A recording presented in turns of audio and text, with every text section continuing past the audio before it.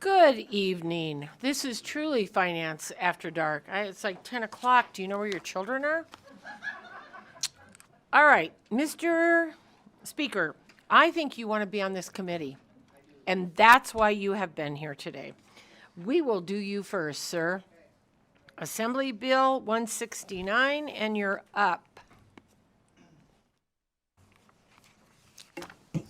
Good evening, Chair, members of the Senate Finance Committee. I'm Steve Yeager, representing Assembly District 9 in Southwest Las Vegas. It is an honor to present Assembly Bill 169 in its second reprint to you this evening. It's a pretty straightforward bill. It requires various forms of insurance to include treatment for stuttering for kids and preclude setting a limit on the number of annual visits to a speech-language pathologist or limiting the benefits based on the cause of the stuttering, or subjecting the benefits to medical management techniques. We added a couple amendments. Originally, it was for folks under 18. We raised that to 26 to conform with the Affordable Care Act. Over in the Assembly, I had some pretty emotional testimony from folks who had suffered from stuttering and were able to get help. They're not here with me today, but I appreciate you hearing the bill. And on the fiscal aspects, just so the committee knows, the only fiscal note that was put on this was by PEB. And it was originally a pretty hefty fiscal note. It got whittled down a little bit, but we just could not get that worked out with PEB. So regretfully, we amended PEB out of the bill. So they're the only one that is not included. I have had communications with them, and they indicate they'd like to work on this over the interim, and they think they're going to be able to provide the coverage anyway. So there is no fiscal impact to the bill. That is the bill in its entirety, and I'd be happy to answer any questions. Thank you. And so just to clarify, PEB is going to work on this over the interim so that we can include them? Steve Yeager for the record. Yes, and there's some changes going on at PEB right now on the staffing side, and so I had a very positive communication from, I believe, their incoming, I don't remember what the name of their position is, the person in charge, the executive director, but they had indicated, you know, they think they can probably just do this anyway without any additional money, so that was very positive. So, but they are officially out of the bill, so they wouldn't be mandated to do it, but I think we have a commitment that they're going to try to make it happen. Thank you very much. I think that's really important for that to happen for our state. So I appreciate you working on that. All right, with that, any questions from the committee? All right, thank you very much, and you're welcome to join us anytime, Speaker Yeager.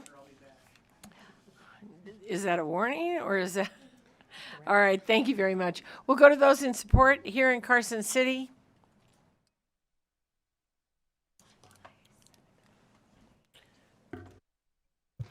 Hello, Chair. Sheila Bray with the University of Nevada, Reno. We are in full support of this bill. We actually had a professor on the other side that came in and just talked to how wonderful it is to increase at this point. So thank you. Thank you, and thank you for being here tonight.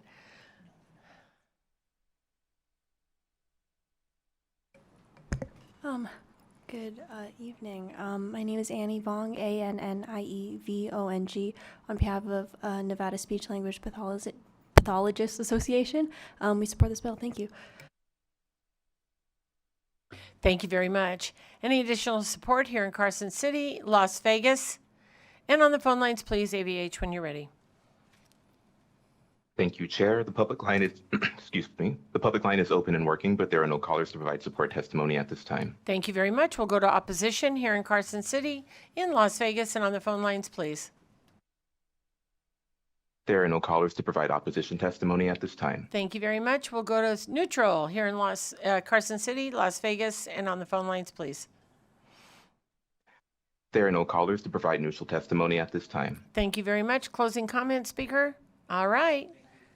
See you later. Thanks much. All right, with that, we will go to Senate Bill. Who's here? Who's here? I know, I was just trying to see who was next. Hang on. We will go to Assembly Bill 188 and let Assembly Member Carter do his bill, and thank you very much. Welcome. Thank you, Chair Dondero Loop and members of the Senate Finance Committee. I'm Max Carter from Assembly District 12, here to present Assembly Bill 188 that's got to do with the HRAs, primarily with HRAs for public employees. And I'm going to turn it over to Tess Opperman to go through the bill and explain what we're accomplishing. Tess Opperman here on behalf of the AFSCME retirees. I will go through this bill very, very quickly. So Section 1 requires a report to be done by PEB to look at the costs faced by Medicare retirees. Section 2 raises the limit for the health reimbursement arrangement account. So currently the cap is at $8,000.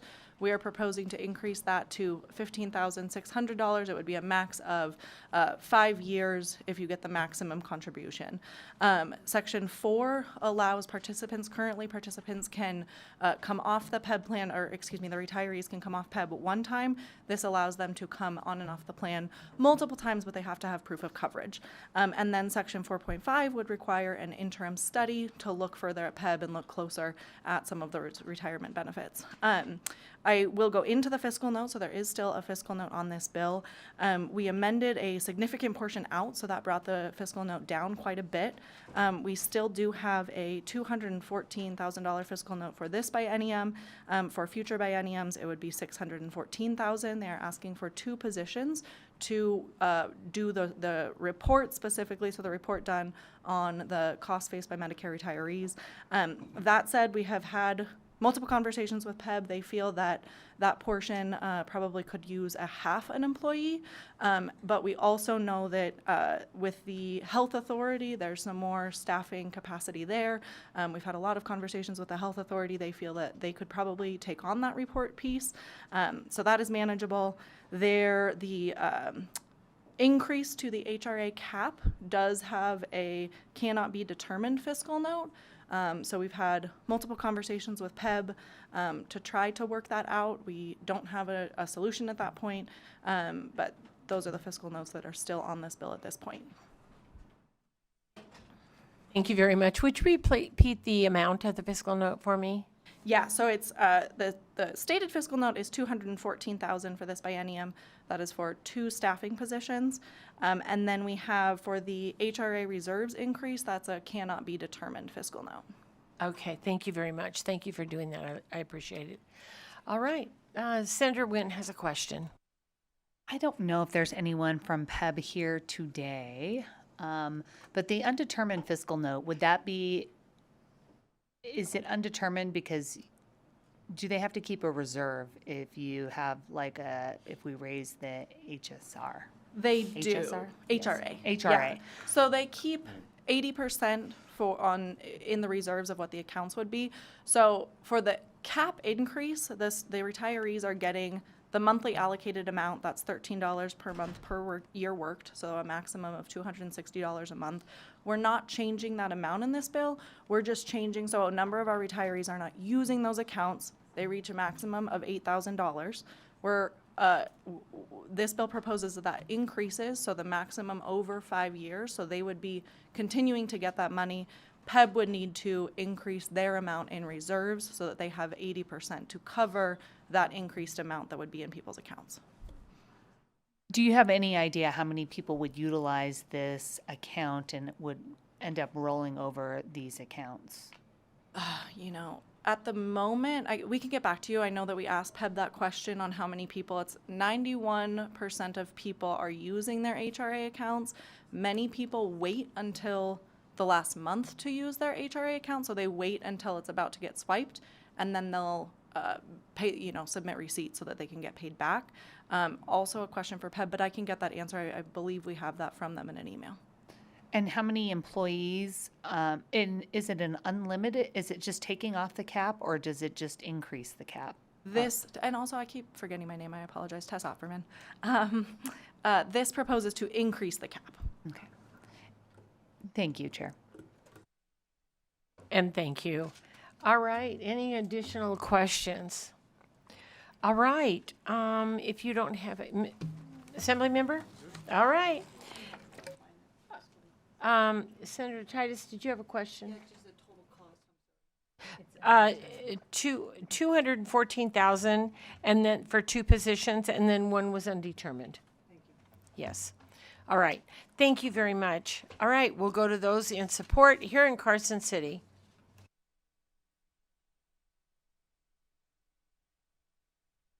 Good evening, Chair and members of the committee. My name is Cassie Charles. On behalf of the American Federation of State, County, Municipal Employees, we are here in support. Thank you.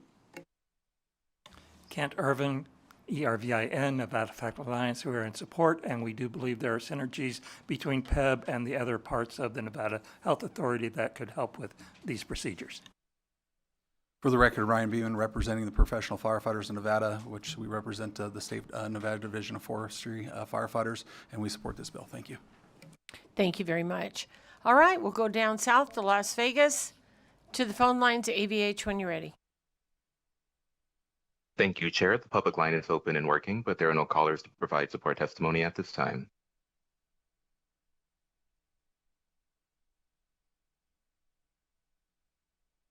Thank you very much, and we'll go to opposition here in Carson City, in Las Vegas, and on the phone lines, please. There are no callers to provide opposition testimony at this time. Thank you very much. We'll go to neutral here in Carson City, in Las Vegas, and on the phone lines, please. There are no callers to provide neutral testimony at this time. All right. Any closing comments? Max Carter for the record. Yes, I just want to point out that the two positions and an actuary, is to produce a report every other year with existing data. And that was the talking lately. It's gotten down to where they say probably half a person rather than 2 full-time staff and an actuary. Thank you. Thank you very much for the clarification. All right, with that, I'll close the hearing on Assembly Bill 188. And I see Assemblymember Roth in the audience, so we'll welcome her to Senate Finance. And please go ahead when you are ready, and I'll open up the hearing on Assembly Bill 467. Thank you so much, Chair and members of the committee. My name is Erica Roth, and I represent Assembly District 24 in Washoe County. I'm here to present AB 467, which aims to expand forensic mental health services. Relevant to this committee, a fiscal note was submitted initially by the Department of Public and Behavioral Health, Child and Family Services, and this was in regard only to Section 20 of the bill, which addresses competency treatment for juveniles. Following discussions with DPPH, it was determined that the treatment was covered by existing funding, and the fiscal note was subsequently removed, and DPPH is here for any questions on that as well. Thank you very much. So just to confirm, the fiscal note is gone. Eric Roth for the record, correct, yes. Thank you very much. All righty. Any questions from the committee? All right. Step back. We'll go to those in support here in Carson City.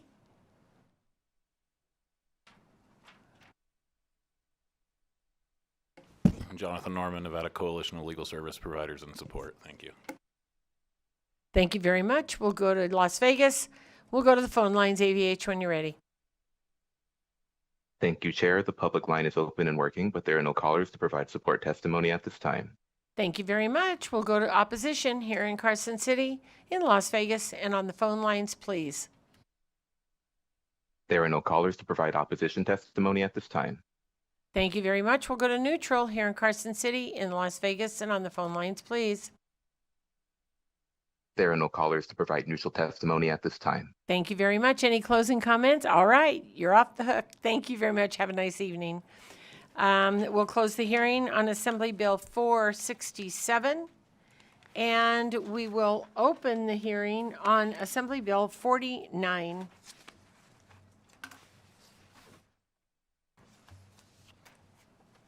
And go ahead when you're ready. Good evening, Madam Chair, members of the committee. For the record, Dylan Shaver from Pinion Public Affairs here today on behalf of the Washoe County School District. Thank you for the opportunity tonight to present to you Assembly Bill 49. Obviously, given the late hour, I will go through this as quickly as I can.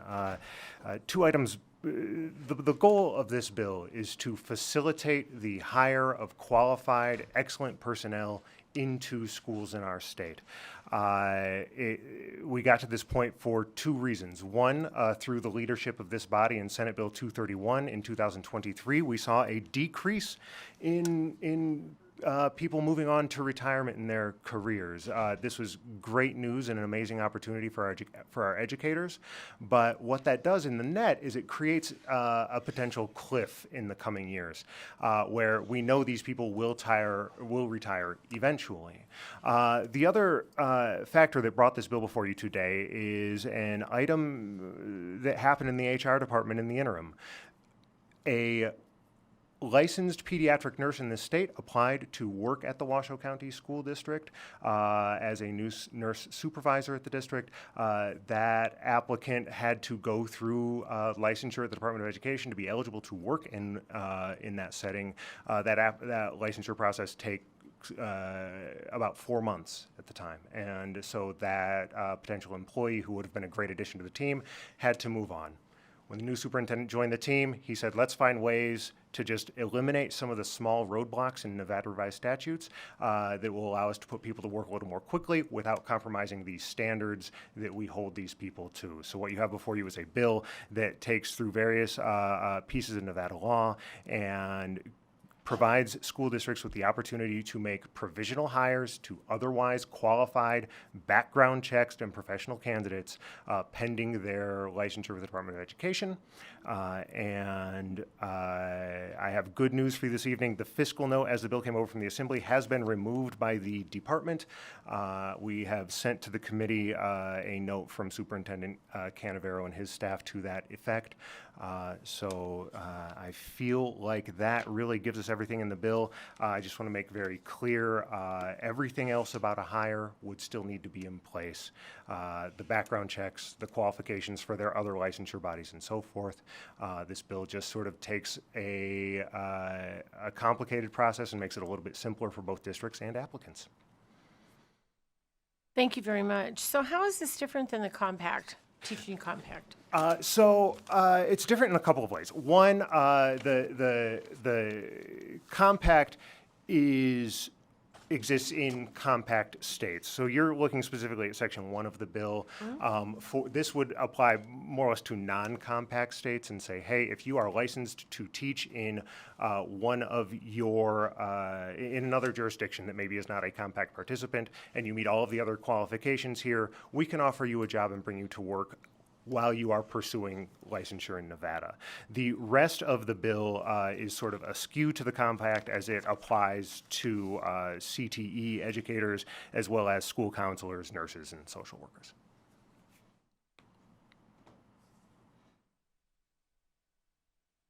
So what was the was when you started the bill, was it because you were having you knew you had teachers but they couldn't get licensed fast enough? The genesis of the teacher-specific part of the bill came. And actually, I would say all of it, but I would say all of it. Was there, like, did you start with social workers and then you just branched out to the teachers, or did you start with teachers and branch out to the social workers? The first incident, the instigating incident, I would say, was the story of the school nurse, where we saw that, and then we asked district staff to sort of provide other areas, and that's how you ended up with the bill before you today. And does this pertain to all school districts in this state because it is through the NDE? Thank you, Madam Chair, for the question. I realize that I also have not stated my name for the record recently, Dylan Shaver, on behalf of the Washoe County School District. Yes, this would apply to all districts in the state. Okay. All right. Questions from the committee? No fiscal note? That is correct. At all. Thank you very much. All right. You may step back. Thank you, Madam Chair. All right. With that, I'll ask those in support of Assembly Bill 49 may come forward. Those in Las Vegas, on the phone lines, please.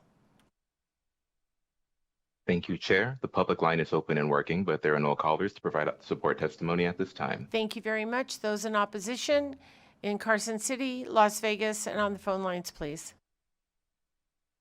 There are no callers to provide opposition testimony at this time. Thank you very much. Those in neutral here in Carson City, in Las Vegas, and on the phone lines, please.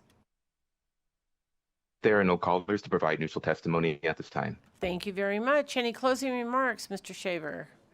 All right, thank you very much for being here this evening. And with that, I'll close the hearing on Assembly Bill 49. And I will go to, I'm going to jump down to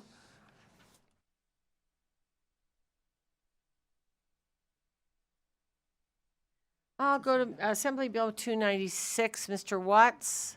Assemblymember Watts, please. We are happy to see you. And we will open the hearing, Assembly Bill 296. Please go ahead when you are ready. Thank you, Chair, members of the committee. Good evening. Nice to see you again. It feels like it hasn't been that long. I don't know. Yeah, I'm it was losing- about, I'm it was losing about an track- hour ago. Losing track of time here.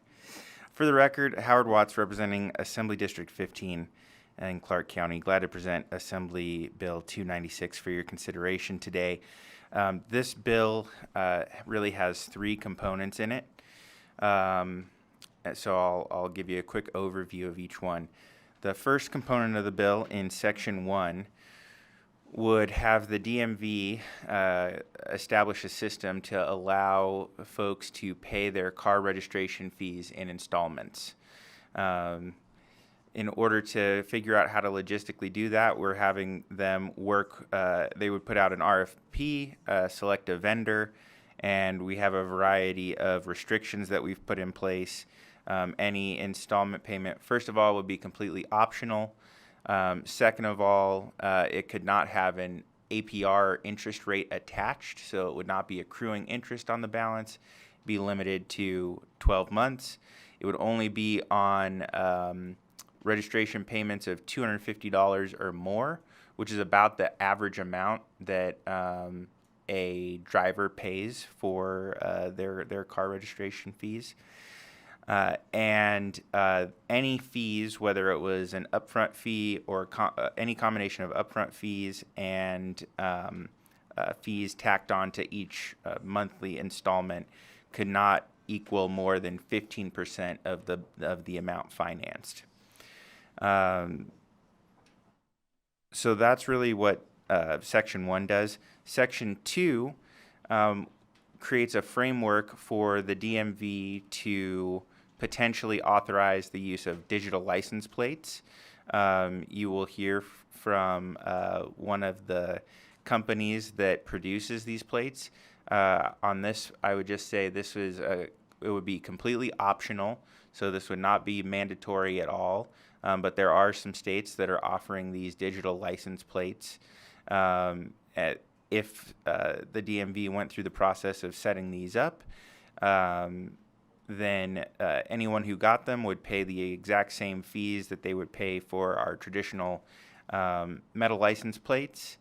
And then they would likely pay a little bit extra in order to get these, and they have some additional functionality beyond normal plates. And then third, we have been collecting mileage data to inform ongoing conversations about how we fund our roadways in the future.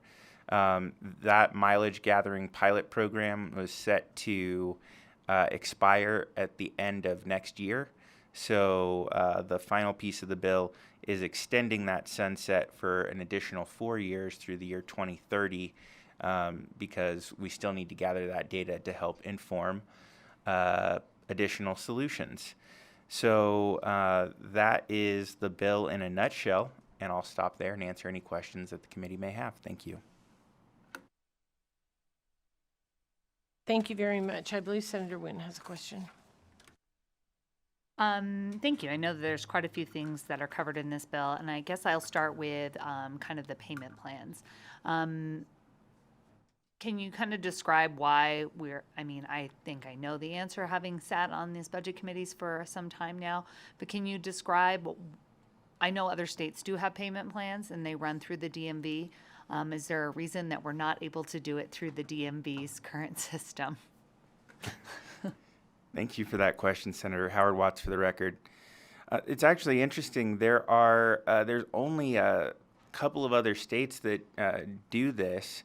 A lot of states offer payment plans when you get fines and penalties. And so paying back those fines that you owe There's often some structures in place to put those on a payment plan. For registration fees, not many states have this. California has somewhat of a version of this, but again, it's actually through, it's a even more complicated process. So they partner with a vendor who basically does all their online kind of transactions, and then that vendor has now partnered with another vendor that offers installment options. So this has not been something that has been widely adopted. One of the things I will note is while the registration fee itself is low, I think it's around $30 or something, the GST that we pay that we have to pay when we register our vehicles is pretty significant. So when you put that all together, we actually have pretty high registration fees. And so in talking with the DMV, if they were to set up their own system, one, if they did it now, and we did address this in the bill, they would have to do a bunch of programming in their old outdated system. They would also they would have to do additional work if they integrated it into their new system as an internal product. Two, they do not currently have a debt collection team. So if they were doing installments and somebody did not follow through on their installments, they would have to establish a new system to deal with that. Third, if someone did not make their installments, and this was internal to the DMV, then likely their registration would be impacted in some way by being suspended or revoked, and they would need additional resources to handle that process as well. And so the way that this works, this would be optional. Any of the additional charges would be disclosed clearly on the front end. If a customer chose to take advantage of this, the vendor processor would remit the entire payment up front to the DMV. So for the state, they get all the money the same as if the customer is paying it themselves. And then that third party is handling the installment payments. And so that resolves those internal issues with the DMV. They get the full payment for a 12-month registration. They submit that, and it is valid for the entire length of the registration. May I follow up? You kind of answered the next question I had about whether or not the DMV and the state is paid the full amount up front. Obviously, this is entering into a third-party vendor, and you had indicated there wouldn't be 0% interest, but there would be, obviously, they're not doing this for free. So what do you anticipate that fee would be to be able to go onto a payment plan? Is it similar to the way our courts collect fines, where they have an administrative assessment, like a transaction fee? Howard Watts for the record. Yes, so that's correct. And it is not extremely specific in this bill, but it could be anything from kind of an initial fee to set it up. Then there could also be some amount that gets tacked on to each payment. Again, we've limited that to a maximum of 15%. This would be put out to RFP, so hopefully we would get things that would be even more competitive. I think a couple notes. When we were working on this, I had done payment plans for tuition when I was in college. We now know that with things like Affirm is very commonly known that can be used to go and break your purchases into installments. That's usually done at no cost to the consumer.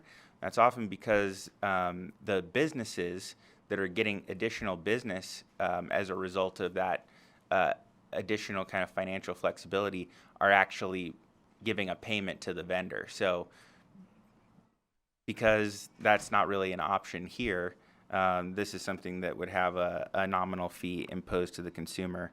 To kind of put it into perspective, for that minimum amount of $250, the maximum amount of fees that could be charged on that would be $37.50 for a total amount of $287.50.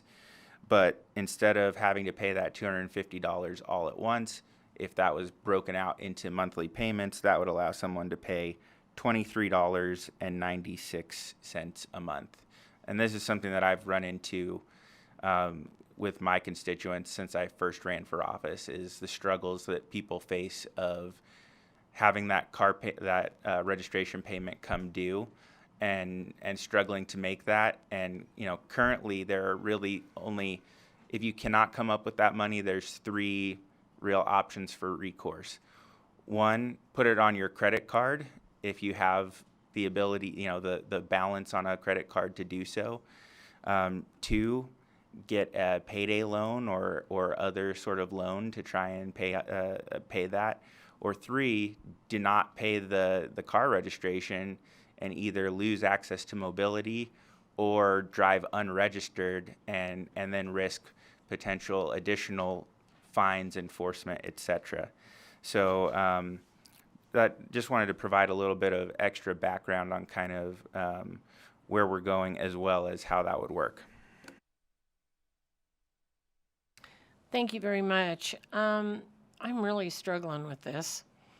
And it's because you say, I mean, it's a third party, so it could be a payday loan. I mean, how do we know it's not a payday loan if it's a third party and it's an RFP? Howard Watts for the record. Well, I mean, so when I think about a payday loan, I think about something that is issued that has, you know, a 400% interest rate, and, you know, so they're technically short-term, right? They're short-term and high interest rate loans. The chapter that governs entities like a firm caps any interest or rate at 40%. We've added that specifically if anyone wanted to provide this service to customers at the DMV, it would have to be capped at 15%. So, you know, I mean, that's lower now than what is charged for credit cards. Additionally, we did add a provision into this that prevents the loan from being rolled over into any other product. So even if a vendor or lender has other higher interest products, this would explicitly ban them from taking somebody and rolling them into a payday loan or some other high interest kind of predatory instrument. But how do we know? I mean, just like our credit cards, right? We get an email or a disclosure and it says, oh, by the way, your interest rate is going from 15 to 17% or whatever it is. So if a third party vendor comes on, we can cap it, but they can still raise it until they get to that cap, I suppose. And I think and I guess before I go to that next question, if you talk to the DMV, like where are they on this? Howard Watts for the record. So this is the result of a long conversation, and it actually started with some conversations I had with Senator Neal. She worked on legislation to try and get the DMV to offer installment payments almost 10 years ago, maybe. And it had a very, very large fiscal note on it. It did not move forward. There was an indication that they were going to make some progress in this area, and progress has not been made since that time. So I started talking to the DMV about how do we get this done, and that process has led to this point of finding something that allows us to get it done without having a fiscal impact to the state, but that would also have consumer safeguards in place. And you know, I think again the key point here is that no amount could be charged to the consumer past 15%. And when you look at some of the other options that people turn to pay for their registration right now, again, whether it's a credit card or other loans that are out there right now today, they have higher interest rates even than that, and are accruing interest, so that balance is even harder to pay off. And I appreciate what you're saying with that. I guess there's part of me that says, I mean, if I go buy a used car, my license is less because the car is probably less. If I'm buying a brand new car, if I'm buying a brand new fancy truck, or I'm buying a brand new, Range Rover, or I'm buying a brand new whatever, I should be able to afford, right? I should factor that into what I'm doing. And I just feel like we're setting people up for some failure. I mean, I truly understand that people may need a car for work. I understand that, a lot of people don't buy, listen, I didn't drive new cars when I had little kids. So, but I worry that we're setting people up, just like a payday loan is setting people up, to be in that constant cycle. And so I worry about that, and I worry about it if this has not been, you're saying you've had conversations with the DMV, but it doesn't sound like perhaps there was any solution, and you just brought this bill. Is that what I'm hearing? Howard Watts for the record. This is a solution that we worked hand in hand with the DMV on. So, and a lot of the provisions that you see in that Section 1 came out of going back and forth with the DMV. They issued an initial request for information to help figure out what this could be structured and how this could look like. So this is something that that we've worked together in crafting. I appreciate the concern that you've raised.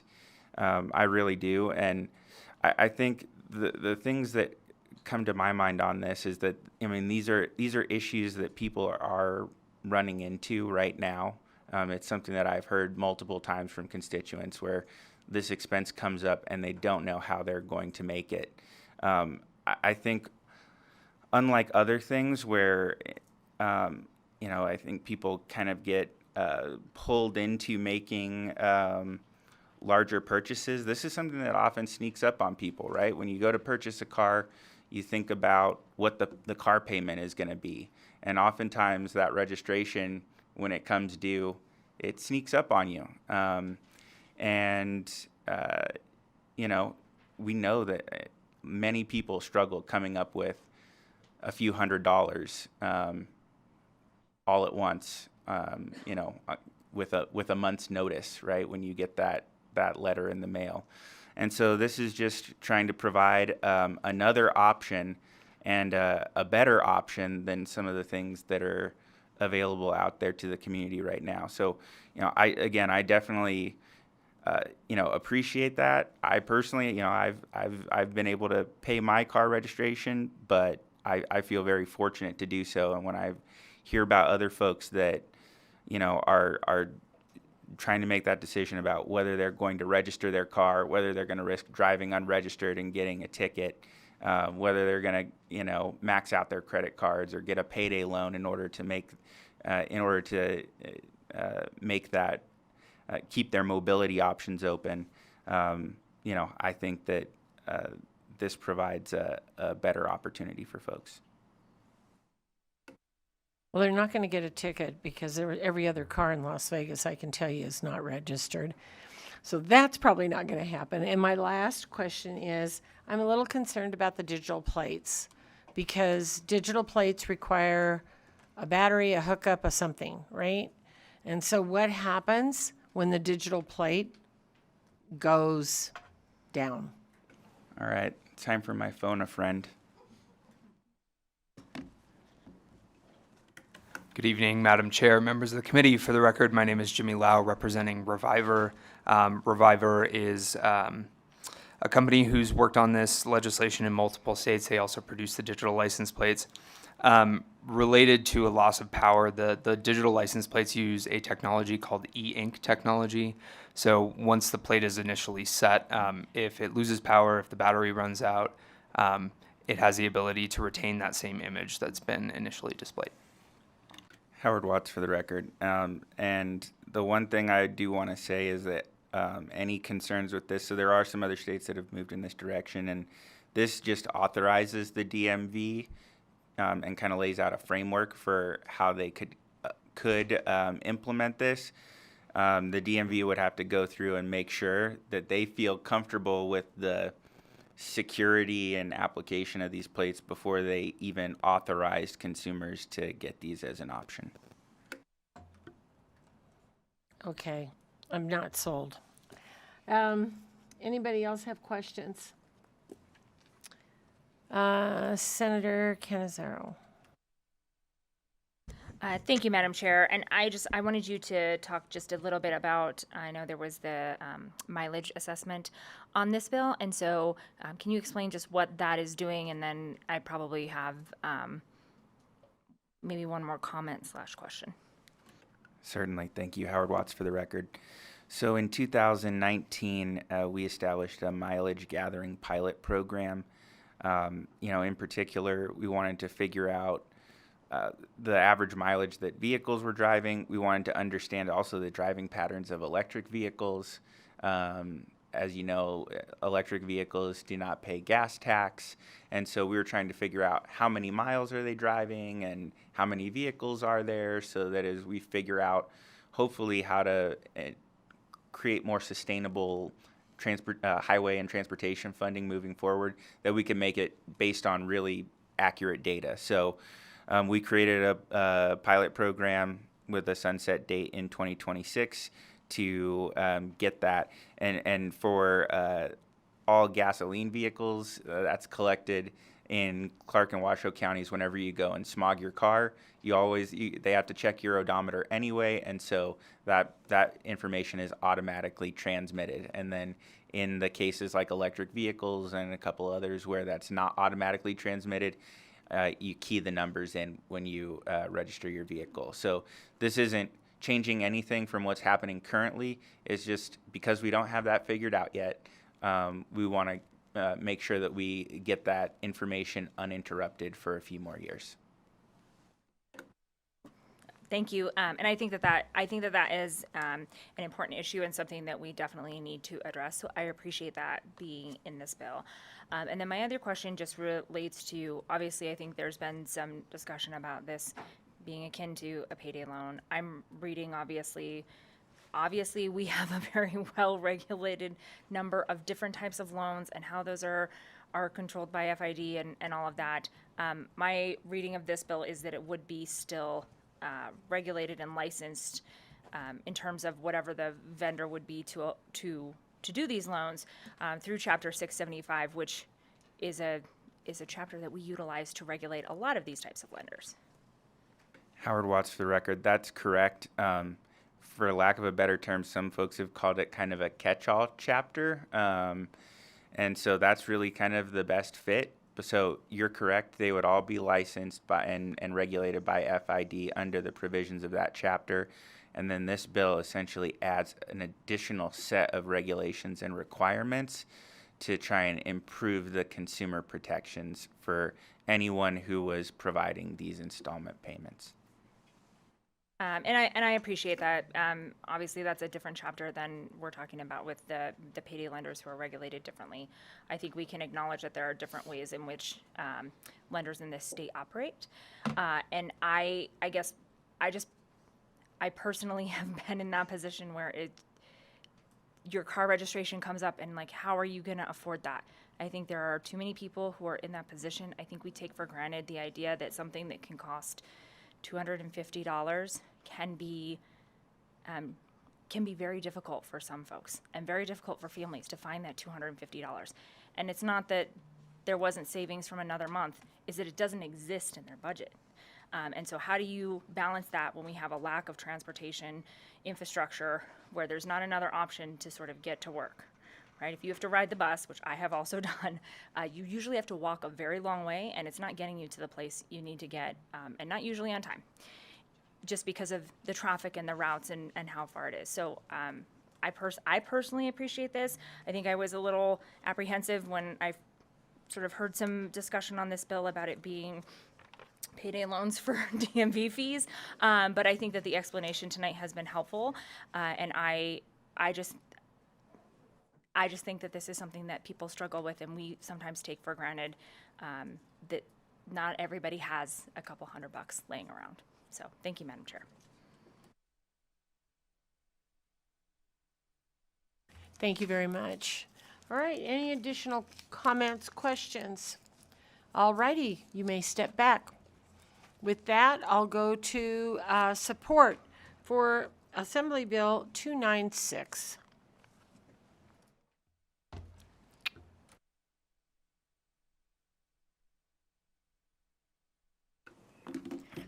Thank you, Madam Chair, members of the committee. Good evening. My name is Alexis Motorex with the Nevada Chapter Associated General Contractors, here today in support of AB 296. In particular, Section 6, the removal of the sunset on the collection of odometer readings. This information is critical as we continue to explore ideas to equitably and sustainably fund our highways. While not a direct fiscal impact on the general fund right now, if we stop collecting this data, it could have a detrimental impact on the highway fund going forward. Thank you. Hi, my name is Andrew Clark. That is Clarke. I'm here today on behalf of New Day Nevada, an organization that cares deeply about economic justice. This bill modernizes our system so people can pay what they owe in a way that works for them without having to fall into delinquency. It also helps the state recoup lost revenue. It's smart, fair, and long overdue. We urge your support and thank the bill sponsor. Good evening, Chair and members of the committee. Donna Laffey here today on behalf of the Nevada Contractors Association. The NCA is in support of Assembly Bill 296 and would urge your passage of the measure. Thank you. Thank you very much. Go ahead, please. Good evening, Madam Chair and members of the committee. Logan Caton, CAYTON, here on behalf of the Nevada Franchise Auto Dealers. We are in support of this bill, not only because it's something that our customers have frequently asked for, but we appreciate that buyers, fleet customers, and managers will be able to have personalized plates on their vehicles immediately. Thank you. Thank you very much. Any additional support? Seeing none, we'll go to Las Vegas and we'll go to the phone lines, please. Thank you, Chair. If you would like to testify in support of AB 296, please press star 9 to take your place in the queue.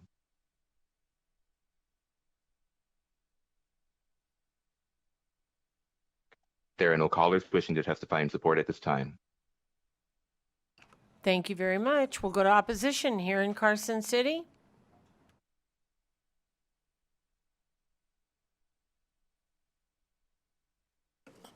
Chair, members of the committee, Jonathan Norman with the Nevada Coalition of Legal Service Providers in opposition primarily to the section on the lending.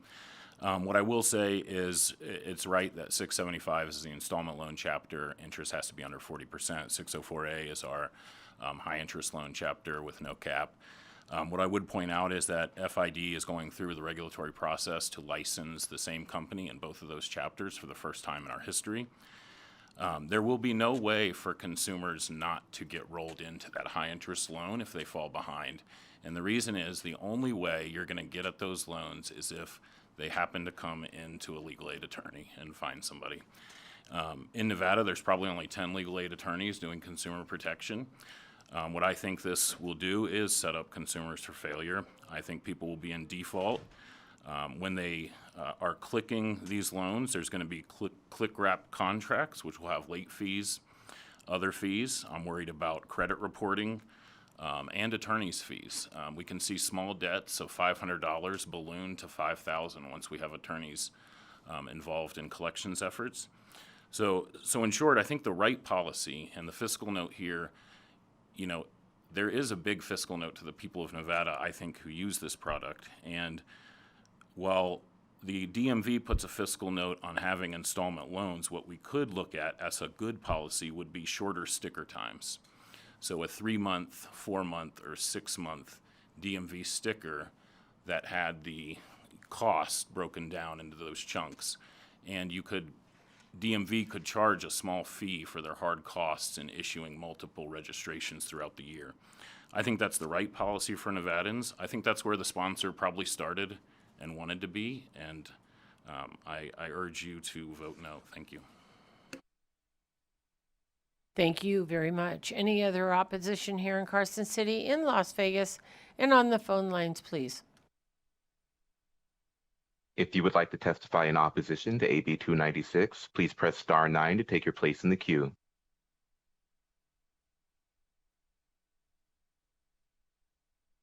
There are no callers wishing to provide opposition testimony at this time. Thank you very much. We'll go to neutral here in Carson City, in Las Vegas, and on the phone lines, please.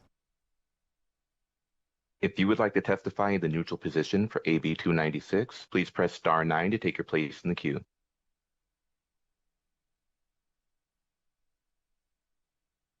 There are no callers wishing to offer neutral testimony at this time. Thank you very much. And closing comments, Assembly Member. Thank you so much, Chair, members of the committee. For the record, Howard Watts. Just very briefly, appreciate all the questions and discussion as well as the comments that were brought up by the opposition. Some of those helped inform some of the additional protections that we baked in to try and ensure that these installments would not be rolled over into any other high interest instrument.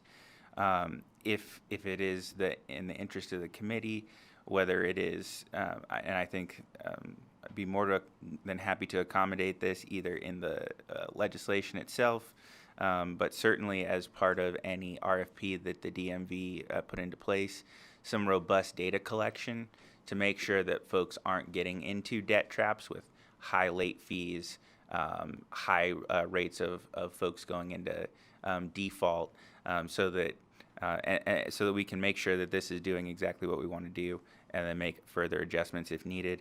The one last thing I just wanted to say on the increased sticker, like the shorter registration periods, that is correct. I put that forward as an option to the DMV. You may not be surprised that the idea of having somebody come for 4 times as many transactions with the DMV, 4 times as many processing fees, was something that there was some hesitancy around. So that is why we did not go in that direction. Thank you so much for allowing me the time to present this bill. Thank you very much. And I believe Senator Neal has a comment before you leave. I know it's like late hour, but something you might want to consider, because I did a payment plan for business license fees. So if you're late and like you accrue all these fees, so, and it actually has been working for like several years, but if we set it up more as a prepayment, and then they're able to get a notice and then kind of work forward and then create a payment plan if they are, behind. And so it might be, in the interim, something for you to consider, because Secretary of State has been doing it for a while, and they've given me like the data and update that it's been performing, and people have been taking advantage of the payment plans. It can't be more difficult.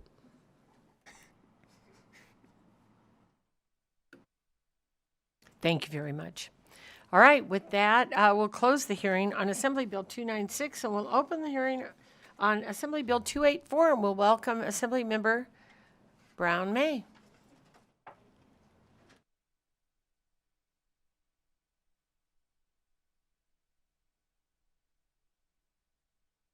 Good evening. Tracy Brown May for the record. First, I would like to know, is there any Nevada revised statutes about how long a legislator should wear 3-inch heels in the building? Maybe we need to work on that. Maybe Couple never. hours. Okay, thank you. Thank you for the opportunity to present this measure today. I'm really very pleased. There are all of our pieces of legislation are things that we're passionate about. And many of them come from conversations that we have with constituents. That's this one. It started in the 21 session. This is my friend Sarah, and Sarah has an implant because she has a condition that can't be treated with medication. And she asked me to work on this for her. Back in the day, we had Medicaid coverage for this vagus nerve implant, and then we went through a recession and it was eliminated from our Medicaid state plan.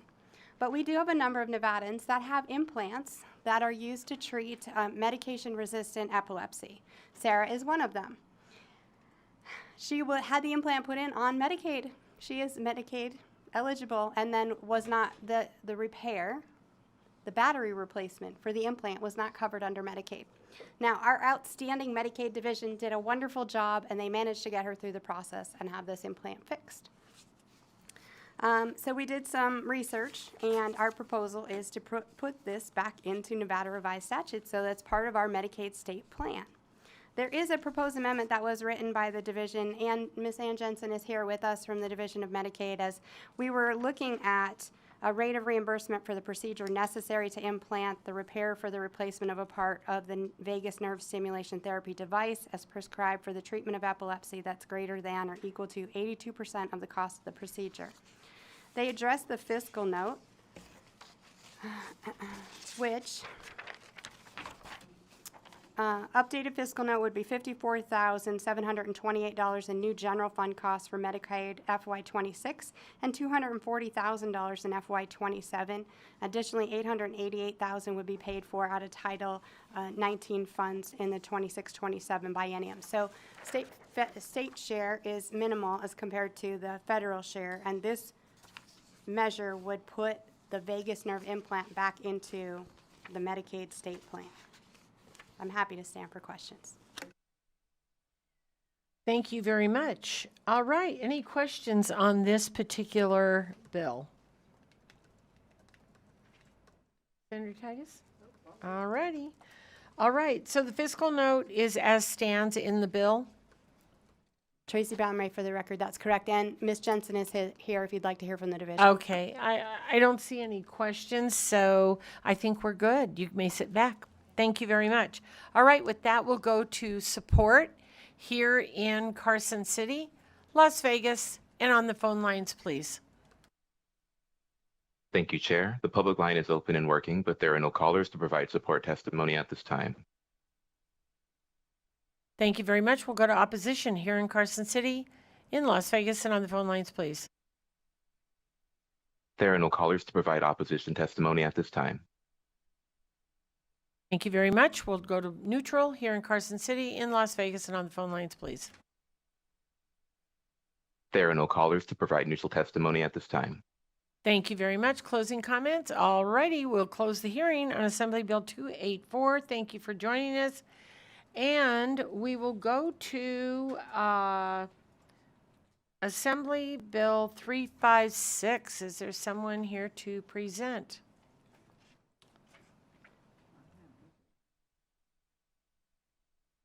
Okay, we will go by that one. Assembly Bill 366. Any takers?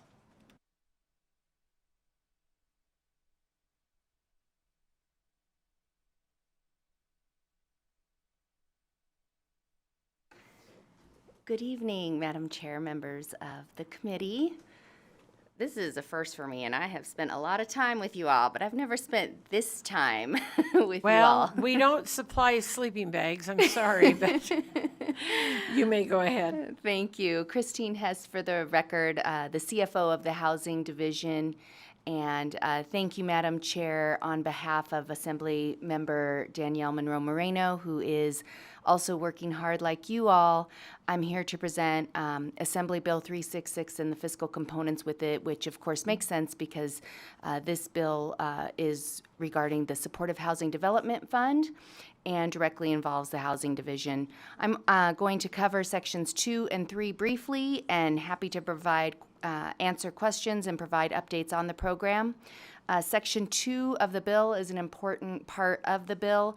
It takes the pilot program that was established with Assembly Bill 310 in the 2023 session, which appropriated $32.2 million to the Nevada Housing Division in the Supportive Housing Development Fund account. It now makes that account a permanent account of the general fund. So just making it a more sustainable program and for the future. Section 3 of the bill appropriates $21 million of general funds to the account in the FY 26-27 biennium. I'm going to end my presentation there. If you'd like program updates, I'm happy to provide those too, but we'll stand for questions. Thank you. Thank you very much. Would you confirm the fiscal note again? Yes, excuse me, Christine Hess, for the record. This bill was amended and the appropriation is $21 million. Okay, thank you very much. All right, any questions? All right, seeing none, you may step back. And with that, we'll go to those in support of Assembly Bill 366.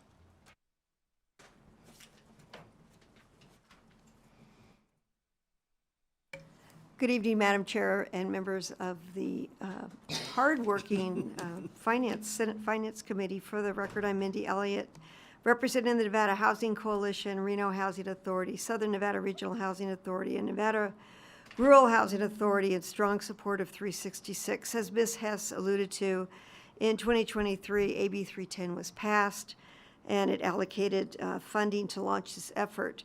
That investment began an evolution in how we care for Nevadans with disabling conditions, changing lives through housing and support services.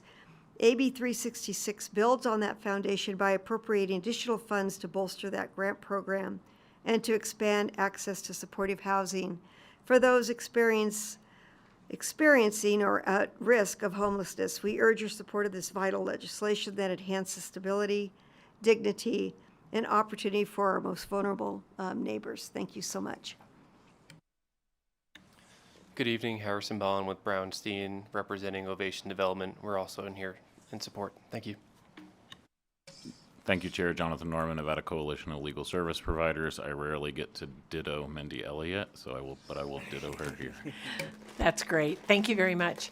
All right, we'll go to those in support in Las Vegas. And on the phone lines, please.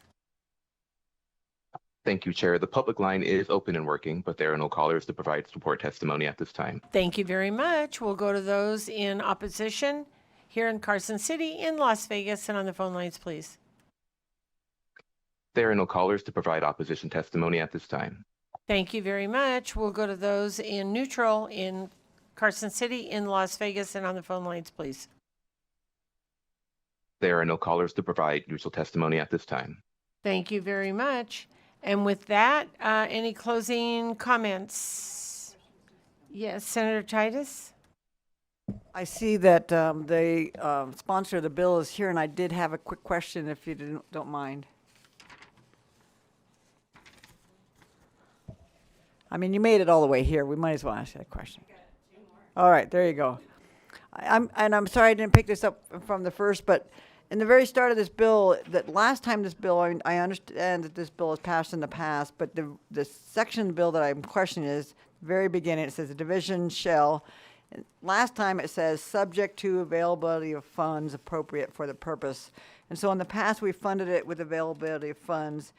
You're striking that and asking for $26 million, just to be clear. 21 million. Thank you, Madam Chair.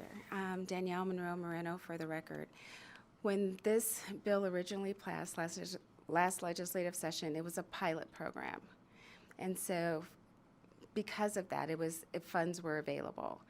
We are making this now part of our budget.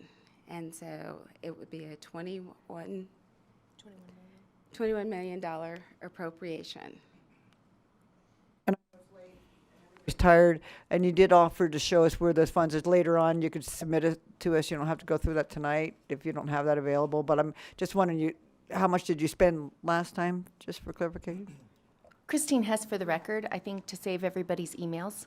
And for the sake of time, I can easily cover that right now. Okay. So we have the Housing Division team has been working hard and has made 5 grant awards so far for $13.8 million. That will support 170 units across the state. 4 projects are in northern Nevada. And 1 project is in southern Nevada. There's $17.4 million that remains left. We are anticipating opening another funding round here towards the summer. And we're also anticipating to expend and to fully obligate those funds before the end of this calendar year. So that fund will be exhausted by the Housing Division's calculations by the end of 2025 calendar year. And to understand how supportive housing works, you're not just funding it one time and then having subrecipients come back. So the grants are for 5 years. So the funds are being spent over 5 years. But of course, we're entering into contractual agreements with the subrecipients.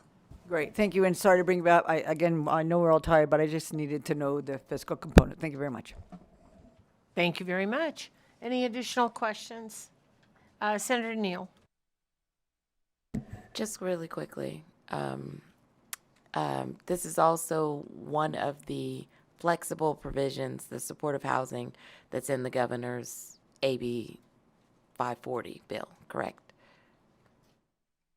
Christine Hess for the record. Yes, originally the governor had intended to fund supportive housing in AB 540, but of course, the founder of the Supportive Housing Development Fund also had such wise ideas, and so there was an agreement made, and the Supportive Housing Fund will remain in Assembly Bill 366. However, the Attainable Housing Fund that's in Assembly Bill 540 does still allow for supportive housing to be an eligible use.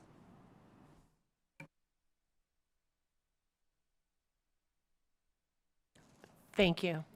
All right, with that, seeing no more questions, I think we were on support, so we sort of backtracked when the chair walked in. So with that, we'll go to opposition here in Carson City, in Las Vegas, and on the phone lines, please. There are no callers to provide opposition testimony at this time. Thank you very much, and we'll go to neutral here in Carson City, in Las Vegas, and on the phone lines, please.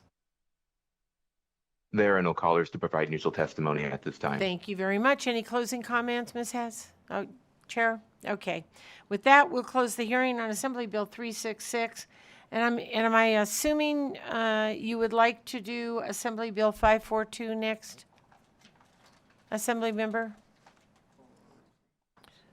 Or would you like to go back to 356? I wasn't sure where. Just come up. They're going to be your bills, so.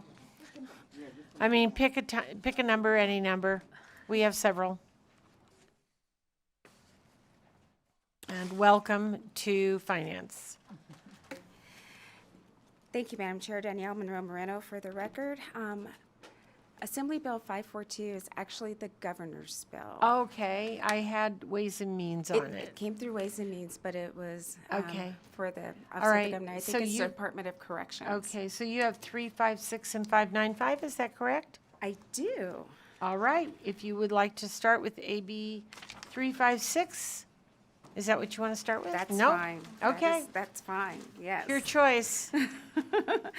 Thank you, Madam Chair. And for the record, I am Assembly Member Danielle Monroe Moreno. I proudly represent Assembly District 1, which is in Clark County. And thank you for the opportunity to present Assembly Bill 356, which devises provisions relating to collective bargaining agreements. And joining me here at the table is the Ways and Means Committee Chief Fiscal Analyst, Ms. Sarah Kaufman, who is nonpartisan staff. She's here to be my phone a friend.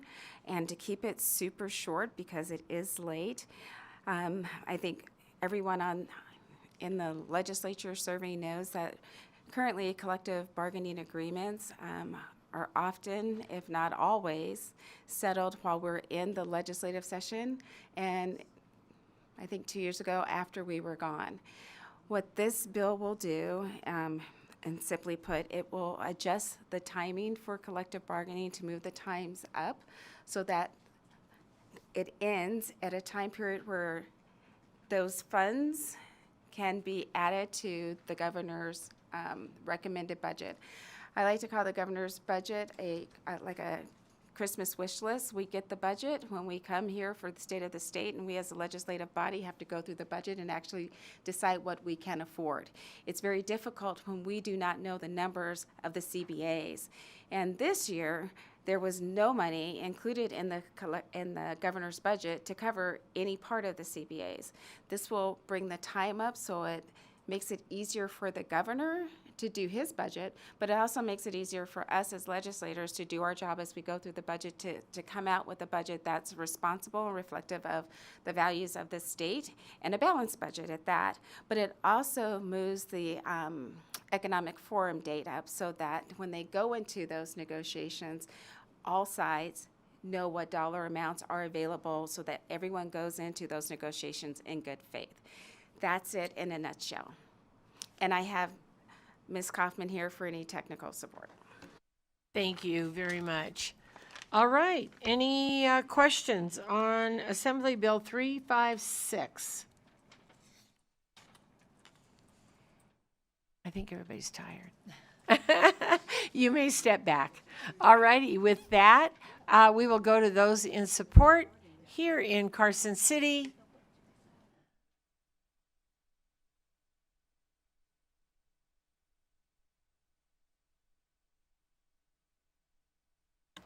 Good evening, Chair and members of the committee. My name is Cassie Charles on behalf of the American Federation of State, County, and Municipal Employees, here very much in strong support of this bill. Many of you are very aware of the current, timeline and process for collective bargaining agreements, and this exact bill would prevent the current situation that we are in. I believe we have about 10 days to fund and put our collective bargaining agreement bill through the entire legislative process, and this bill again would be better for state workers, better for our collective bargaining process, and we really thank the chairwoman for bringing this forward and really supporting workers in this time. Thank you. For the record, Ryan Beeman representing the professional firefighters of Nevada. We totally support this bill. We appreciate the chairwoman getting us together and working on this legislation, and it's a great fix. Thank you. Thank you very much. All right, we'll go to Las Vegas, and we'll go to the phone lines, AVH, when you are ready. If you would like to testify in support of AB 356, please press star 9 to take your place in the queue.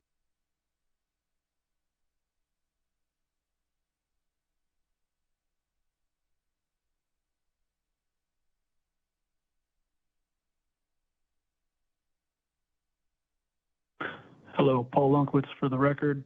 FOP Nevada CO Lodge 21 President, testifying in support of AB 356. This is badly needed based on the timelines of what we've encountered this time around. Please vote to pass this. Thank you. Thank you very much. There are no further callers. There are no further callers to provide support testimony at this time. Thank you very much. And with that, I'll go to opposition here in Carson City, in Las Vegas, and on the phone lines, please. There are no callers to provide opposition at this time. Thank you very much. I'll go to neutral here in Carson City, in Las Vegas, and on the phone lines, please. There are no callers to provide neutral testimony at this time. Thank you very much. And Assembly Member, just one last question that I didn't confirm. Is the fiscal note the same as it is in here? Has it changed on section 4.7, section 4.3, 4.7, where the fiscal notes are?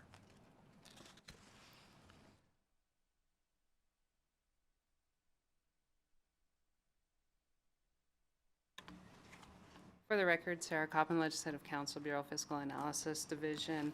I am, as nonpartisan staff, neither for nor against any piece of legislation. With regards to the technical aspects of it, there were two fiscal notes that were provided by the Division of Human Resource Management, as well as the Governor's Finance Office, and those have been added in the first reprint, so you can see in sections 4.3 and in 4.7 that the fiscal impact has been added to the bill.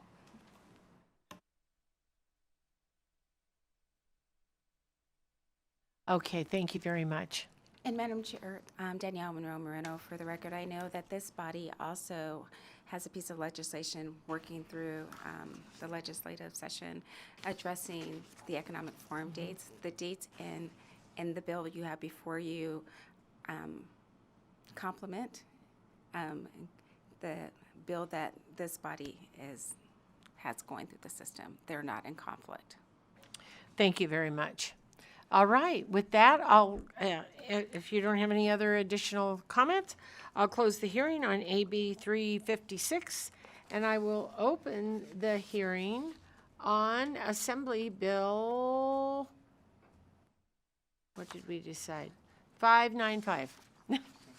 Thank you so much, Madam Chair. For the record, I am Assembly Member Danielle Monroe Moreno. I represent Assembly District 1 in Southern Nevada, and I also serve as chair of the Assembly Committee on Ways and Means. And tonight I'm presenting Assembly Bill 595 that would simply clarify the definition of executive budget in statute as it relates to drafting legislation and obtaining fiscal notes. Joining me here at the table tonight is our Chief Fiscal Analyst for the Ways and Means Committee, our nonpartisan staff, Ms. Sarah Kaufman. She will be assisting with any of the technical questions you may have. Currently, the State Budget Act, and more specifically NRS 353.230, outlines requirements for the governor to submit a recommended budget for an upcoming biennium. This includes the various documents, files, and legislative measures needed to implement the executive budget. Along with the governor's requirements for preparing the executive budget, various requirements for drafting legislation and obtaining fiscal notes based on the executive budget are detailed in Chapter 218D of NRS. This includes noting on a bill if funding is included in the executive budget and not requiring a fiscal note if a bill is exclusively related to the executive budget. Chapter 218D of NRS does not reference NRS 353.230 directly in terms of the definition of the executive budget, sometimes leading to ambiguity regarding what is and what is not included in the executive budget. To address this, Assembly Bill 595 contains Section 1, which would clarify the executive budget as defined in NRS 353.230 and the basis for determining whether funding is included in the executive budget as Legislative Council Bureau staff draft legislation. And in Section 2, which would clarify the executive budget as defined in NRS 353.230, is the basis for determining whether a fiscal note is needed to be obtained by the Legislative Council Bureau staff. And with that, Madam Chair, we will stand for questions.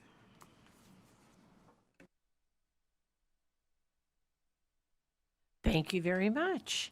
All right, Senator Wynn. Thank you. Does this just eliminate a lot of unnecessary work for our staff? Danielle Monroe Moreno, for the record. That's one of the things that it would do. I have served in this body now for 5 legislative sessions. I've been on the Ways and Means Committee for 4 of those sessions. This is the only session as a Ways and Means member that we have had the number of amendments that we have had. There is a time frame for amendments to be submitted by the governor's staff to LCB and to our fiscal staff. And we well exceeded that because there wasn't clarity in the language. Coming into this legislative body, I knew we didn't have a lot of money to do a lot of wonderful things that we needed to do, but one thing we could do is clean up and streamline and make the work that we all do more effective and more efficient, and this is one of the policies and measures that we can do that. I guess I should say this. Does this bring some more accountability measures to the GFO so we are not getting these budget amendments in such an untimely way? I don't know if that's the word I want to use, but to do that, because then we have our staff scrambling to address them. I'm going to say in short, yes, but I'm going to let Ms. Kaufman add the technical answer.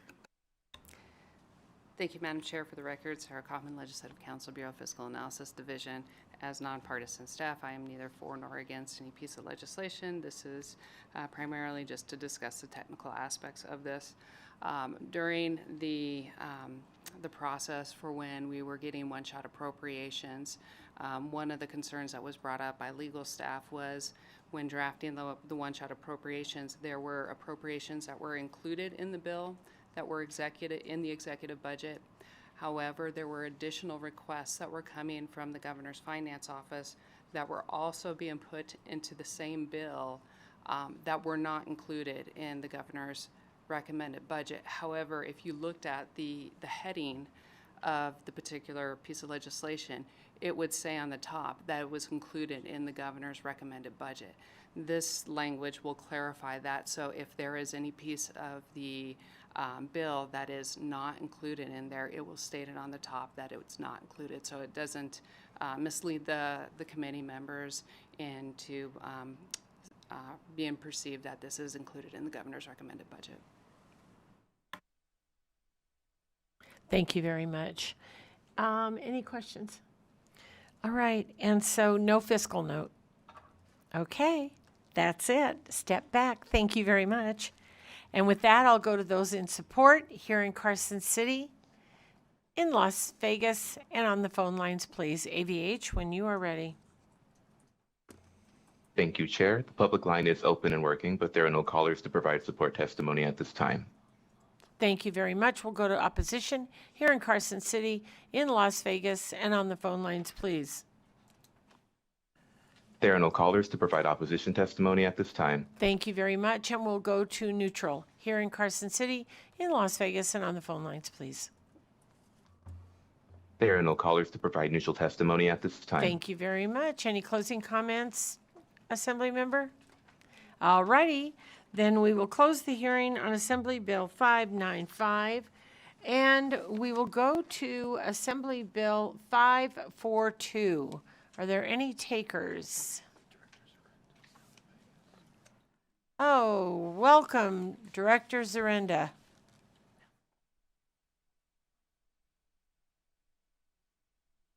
Please go ahead when you're ready. Yep. Good evening, Chair Dundara Loop and members of the committee. My name is James Zarenda, D-Z-U-R-E-N-D-A. I'm Director for the Nevada Department of Corrections, here presenting Assembly Bill 542. In the 2021 session, $1.4 million was appropriated to the Department of Corrections to integrate the offender management system, the sentencing management system, into the NOTICE, which is our Nevada Offender Tracking Information System. When that was being in process, the 23 session came in under Senate Bill 413. It changed the way that sentences were calculated to offer different options. That was added into the system so that it could be incorporated into a different version. However, that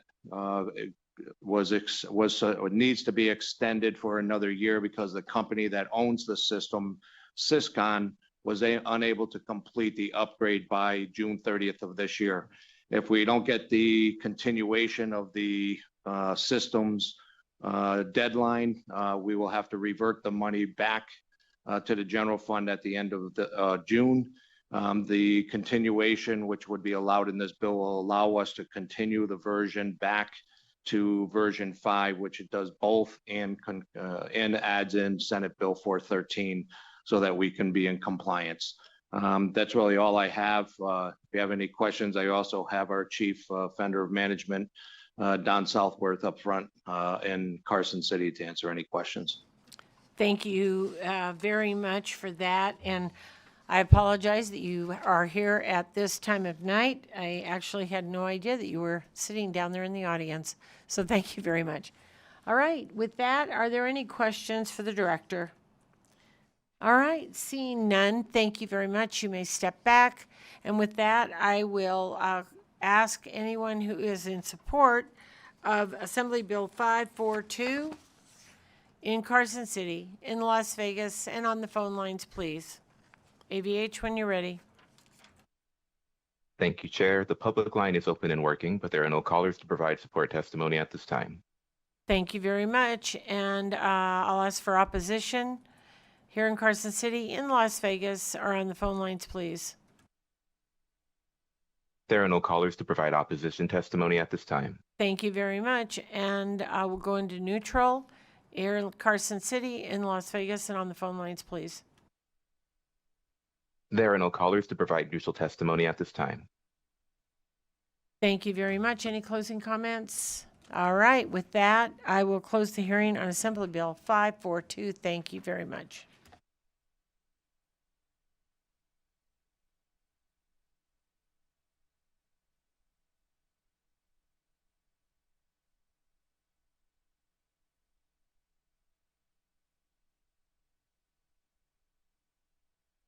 All right, with that, we'll go to our last agenda item, and that will be public comment.